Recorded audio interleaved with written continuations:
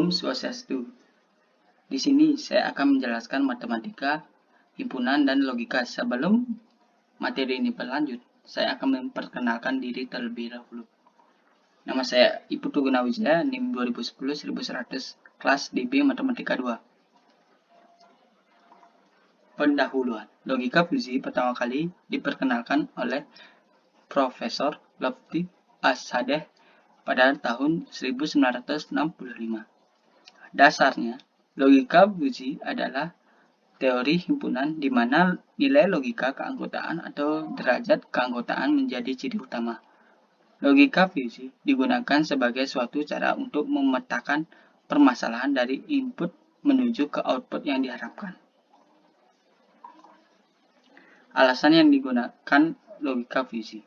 Menurut Cok 1994, ada beberapa alasan mengapa orang menggunakan logika fusi, antara lain pertama, konsep logika fusi mudah dimengerti. Kedua, logika fusi sangat fleksibel. Ketiga, logika fusi memiliki toleransi terhadap data yang tidak tepat. 4. Logika fusi mampu memodelkan fungsi-fungsi non-linear yang sangat kompleks. Kelima, logika fusi dapat membangun dengan mengaplikasikan pengalaman-pengalaman para pakar secara langsung tanpa harus melalui proses pelatihan. Keenam, logika fusi dapat bekerja sama dengan teknik-teknik kendali secara konvensional.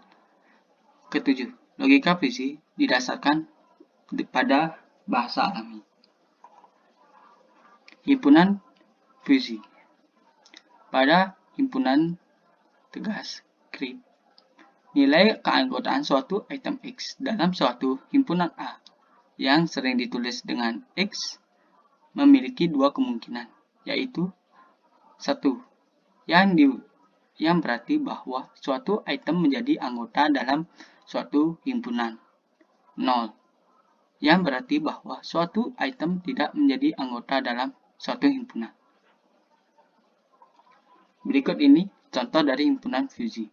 Misalnya, variabel umur dibagi menjadi 3 kategori, yaitu muda umur kurang dari 35 tahun, praboya umur 35 kurang dari sama dengan umur kurang dari sama dengan 55 tahun.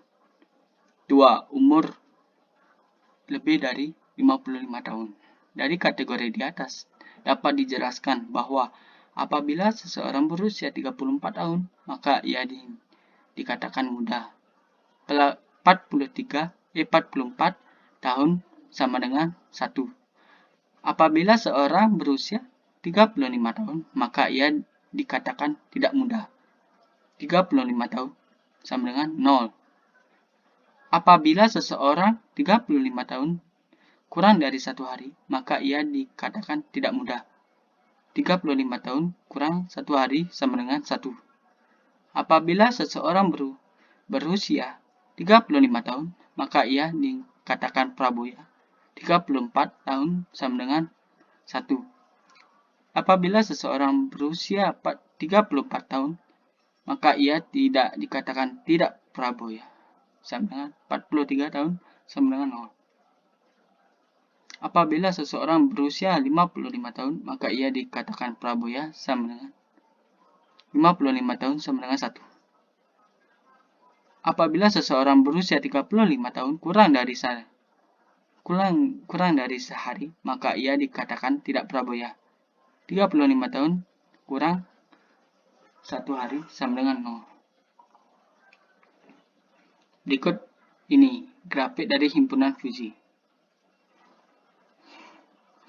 Gambar tersebut dapat dilihat bahwa seseorang yang berumur 40 tahun termasuk dalam himpunan muda dengan mu atau himpunan muda 40 sama dengan 0,25. Namun, dia juga termasuk dalam himpunan praboya dengan mu atau himpunan praboya 40 sama dengan 0,5.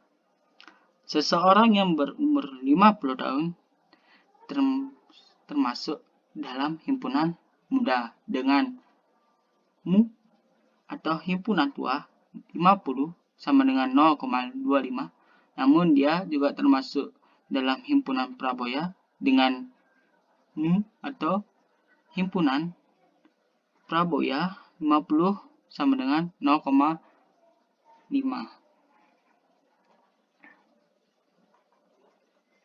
Himpunan fusi lanjut. Himpunan fusi memiliki dua atribut dari gambar sebelumnya, yaitu linguistics, yaitu penamaan suatu grup yang mewakili suatu keadaan atau kondisi tertentu dengan menggunakan bahasa alami seperti muda, praboya, tua. 2. Numeris, yaitu suatu nilai angka yang menunjukkan suatu dari suatu variabel seperti 40, 25, 50, dan sebagainya. Fungsi keanggotaan. Fungsi representasi linier. Pada linier naik, kenaikan himpunan dimulai pada nilai domain yang memiliki derajat keanggotaan 0 bergerak ke kanan menuju nilai domain yang memiliki derajat keanggotaan lebih tinggi dari fungsi keanggotaan. Berikut ini rumusnya. Sedangkan linier turun, garis lurus dimulai dari nilai domain dengan derajat keanggotaan tertinggi pada sisi kiri, kemudian bergerak menurun ke nilai domain yang memiliki derajat keanggotaan lebih rendah dengan fungsi keanggotaan. Berikut ini rumusnya. Operator dasar saja untuk operasi himpunan fusi. Operator N. Operator ini berhubungan dengan operasi interaksi pada himpunan, yang sebagai hasilnya operasi dengan operation N diperoleh dengan mengambil nilai keanggotaan terkecil antara elemen himpunan yang bersangkut. Berikut ini rumusnya. Operator ini berhubungan dengan union pada himpunan. Sebagai hasil operasi dengan operator OR diperoleh dengan mengambil nilai keanggotaan antara elemen pada himpunan yang bersangkutan. Berikut ini rumusnya. Operator NOT. Operator ini berhubungan dengan operasi komplement pada himpunan. Predikatnya sebagai hasil operasi dengan operator NOT diperoleh dengan mengurangi nilai keanggotaan elemen pada himpunan yang bersangkutan dari 1. Berikut ini rumusnya. Fusi inference system. Metode Tsukamoto.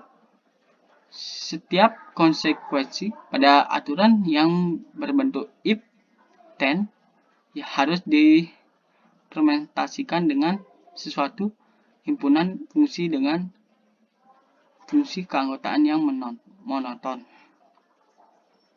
Metode Mamdani dikenal sebagai metode max sampai min. Dipergunakan 4 tahap untuk mendapatkan output, yaitu pembentukan himpunan fusi, aplikasi himpunan fungsi implikasi, komposisi aturan, penegasan. Metode Sugeno hampir sama dengan penalaran Mamdani. Hanya saja output konsekuensi sistem tidak berupa himpunan fusi, melainkan berupa konstantan atau persamaan linier. Terima kasih atas diberikan waktunya. Jika ada salah-salah kata, mohon dimaafkan. Om Santi Santi Santi Om.